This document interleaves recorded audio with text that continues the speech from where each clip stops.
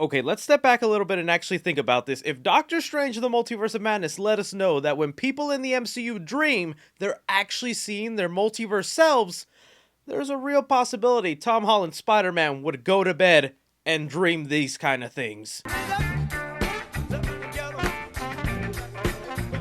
Give me rent. You'll get your rent when you fix this damn door! Look at little Goblin Jr. Gonna cry?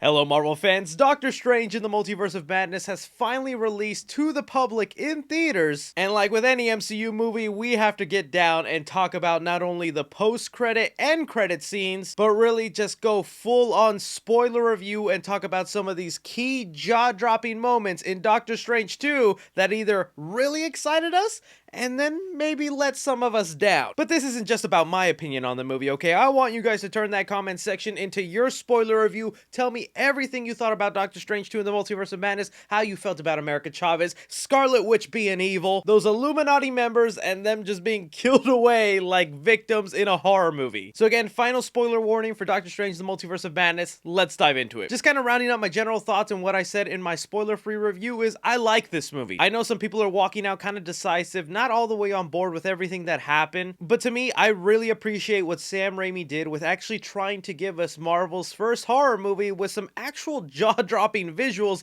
that shocked me. There was things in here I was surprised they got away with PG-13, plus the inclusion of America Chavez and the way she worked into the story and the possibilities she has for the future. I really like what they did here. So kind of just diving into the movie from the beginning and then just talking about random spoilers throughout, it was kind of mind-blowing how the MCU can just make a random character appear and now make them part of the MCU like America Chavez. Like the film just straight up starts off with them on the run, speaking Spanish, with this monster after them, and other universes Doctor Strange willing to sacrifice the life of this kid. But then of course it's all revealed to be a dream, and that's like one of the first new inclusions in the MCU that changes things from everything that we've seen. Basically now anytime an MCU character tells you what their dream was, or if we get a scene in their dreams, you can now 100% bet and confirm that is a multiverse version of them. That is why Doctor Strange was having those nightmares about another version of himself running away with America Chavez and trying to save her, and then yeah, Wong having this recurring dream of a clown chasing him naked. When are we getting that Disney Plus series? I got the perfect name for it. Wong's Wong.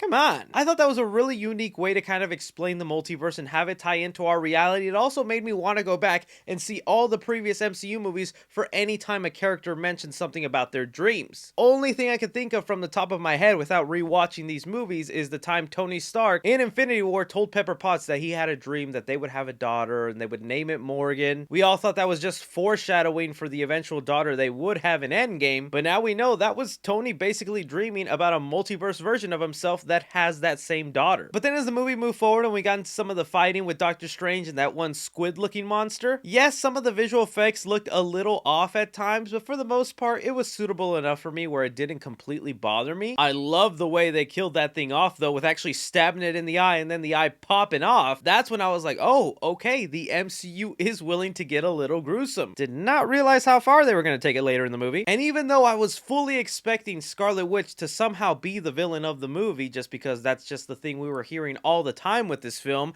I did not think it would happen so suddenly and right away, and she was actually the one conjuring up these monsters to go after America Chavez in different universes. And this is some of the stuff that made me a little conflicted with Doctor Strange. Like, I really like the Scarlet Witch character and what Elizabeth Olsen has done and her progression throughout the MCU, because she has had just as a tragic arc as Thor. Her family got killed by one of Tony Stark's weapons, then she was manipulated by Ultron, lost her brother, eventually tried joining the Avengers, doing some good, accidentally ended up killing people, then she finally finds love and she has to be the one to kill them, then conjuring up these fake kids and having to lose them all. Like, yeah, it 100% makes sense why she was headed down the path of being straight up evil, but there was even times I'm watching this movie and I'm seeing the things Scarlet Witch is doing and I'm like, is this the same Scarlet Witch I've been watching? Like, people were debating after WandaVision, is Scarlet Witch redeemable? Can she walk away from what she did in Westview, wipe her hands clean, and make things good again, where she can end up on the lunchbox for the Avengers? And I'm telling you right now, after everything she did in Multiverse of Madness, there's no redeeming for her character. She straight up went Freddy Krueger on a lot of these peeps. So once that goes down and then Strange is in the process of trying to save Chavez and they end up in this alternate universe where we're gonna meet the Illuminati, it was cool to see them pass by all these different universes. They happen so quickly that it's hard on my first watch to try and pinpoint a lot of those Easter eggs. I know half of the clip was released online, so some people are saying that they saw like the Spider-Man Noir verse, or they saw the future version of the MCU, which is like the MCU 2099 version. Yeah, those could be possible. There was one universe I saw that was being made up of the drones from Spider-Man Far From Home. It's gonna be one of those scenes that when this movie comes out and is released, you're gonna be flipping, pausing, and seeing all these universes and looking for very detailed Easter eggs to see if it could mean something. But at the same time, that's kind of one of the things that let me down with this movie. It's called Multiverse of Madness, so I was expecting us to be in these other universes for a little bit, not just have one montage of like 10 different universes and then stick to one for almost the entirety of the movie. Like when the trailer came out and we saw that there was an animated universe, or even the Savage Land with dinosaurs, I thought maybe we would spend 5-10 minutes in each one of those universes seeing how different they are, not necessarily meeting other heroes in there, but just kind of knowing that the MCU is vast. And even Kevin Feige recently came out and said there's about 40 minutes from this movie that they had to cut away. I'm like,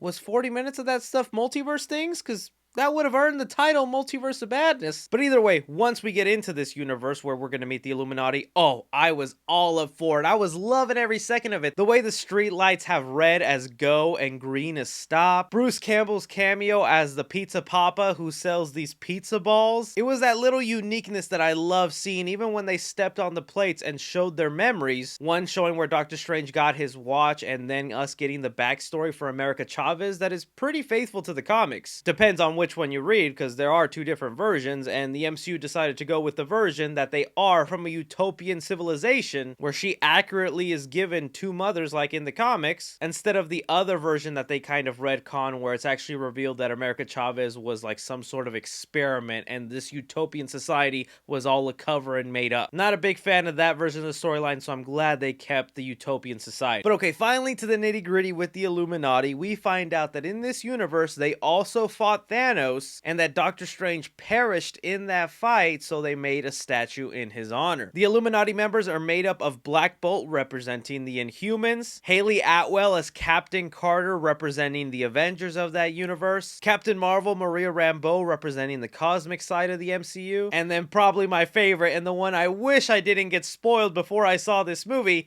John Krasinski as Mr. Fantastic representing the Fantastic Four, and also Patrick Stewart for the X-Men. This was an awesome lineup of the Illuminati, okay? I thought this was really cool. I know people were hoping for like Tom Cruise Iron Man or maybe other people thrown in there, but I thought this was a nice round group of people in the Illuminati and could hint at some of the stuff we'll see later in the future in our MCU. Like, I was just really dying to finally get some Fantastic Fourness in the MCU and to see it there with the mention of the Baxter Corporation that this alternate universe Christine works for. Oh, so awesome. It seems like they're the ones who fought Ultron and then had these Ultron bots reprogrammed. This universe obviously knows how to handle their stuff because they have a great society built, but I gotta admit, even I was not expecting for Wanda to basically kill every single one of those members. That's the thing I know that is gonna make some people mad or really upset, like, they just wasted the Illuminati. It was pointless for them to be in the movie, and it's just fan service, when I'm like,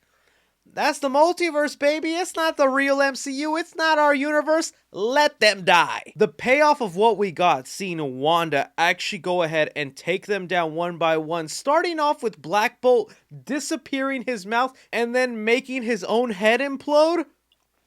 Oh, I was like, this is now the best scene Marvel has ever made. I could not believe it got that gruesome and glorified on screen. I know it's still PG-13, but that's gonna traumatize some 7-year-old that a parent is gonna take this weekend. And then when it gets to Mr. Fantastic Reed Richards, who I gotta say, John Krasinski did a great job. I would say if he ends up becoming the Mr. Fantastic for the MCU version, because remember, this is a variant, and variants could either look the same from our world or different. So just because we saw John Krasinski as Mr. Fantastic, do not think that 100% means he'll be the Mr. Fantastic for the MCU R616 universe. But if he does end up being it, I'm gonna be happy with it. I would just rather him play it maybe maybe a little more douchebaggy, because that's who Mr. Fantastic kind of is in the comics. He's not necessarily a great person. He does stuff for the greater good, but he was a lot nicer here than he would have been in the comic. But just like the way he warns Wanda and mentions his kids, which are from the comics, Reed Richards and Susan Storm have kids, and the way Scarlet Witch just flat out asks him if Susan Storm is still alive so that their kids still have someone to be raised by,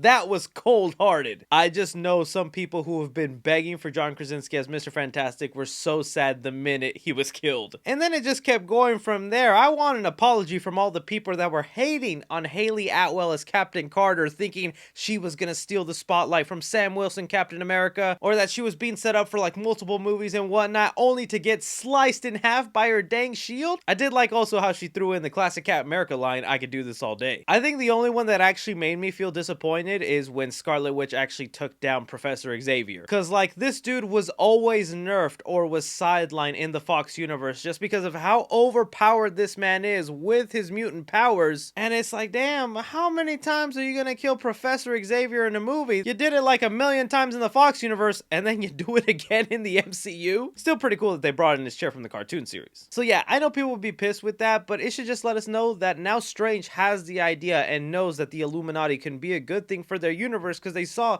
how much better progress that world had over theirs. There's probably a pretty good chance that Doctor Strange will see how good the Illuminati does and start to build its own for the MCU, and hopefully those people will not be killed off so quickly. But once that ended, one of the biggest surprises to me is how they actually made this zombie Doctor Strange into a good guy. The whole time I'm watching these trailers, I'm like, oh, that zombie Strange is definitely a big bad guy. Scarlet Witch will probably team up with Doctor Strange and redeem herself, and she won't be evil, only to find out, no, that actually is Doctor Strange doing this whole sleepwalk thing that they can do, that I'm like, will other MCU characters do this in the future? That's something I'd love to see. Can you imagine Tom Holland sleepwalking into Andrew Garfield's body and living a day in Amazing Spider-Man 3?